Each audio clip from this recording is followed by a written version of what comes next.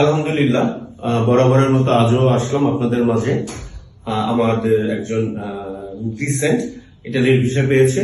আমরা তার কাছ থেকে তার স্টোরিটা বা তার সম্পর্কে জানি। তোমার নাম? এমডি মইনুল হাসান রুমি। রুমি, কেমন আছো রুমি? জি আঙ্কেল, আলহামদুলিল্লাহ। আলহামদুলিল্লাহ। তোমার তো ইটালিতে ভিসা হয়েছে। জি আঙ্কেল। কোন ইউনিভার্সিটি?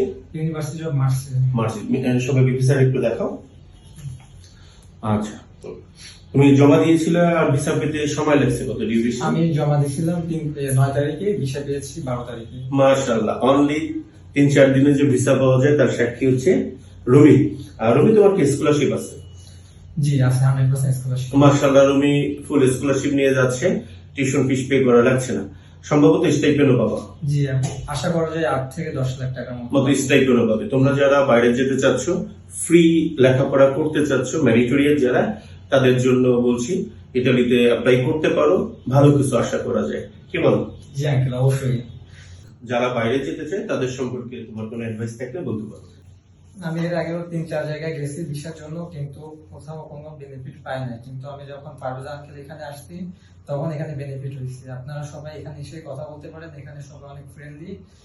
নির্ভরযোগ্য ইনফরমেশনের জন্য ইফোরিতে ওয়েলকাম।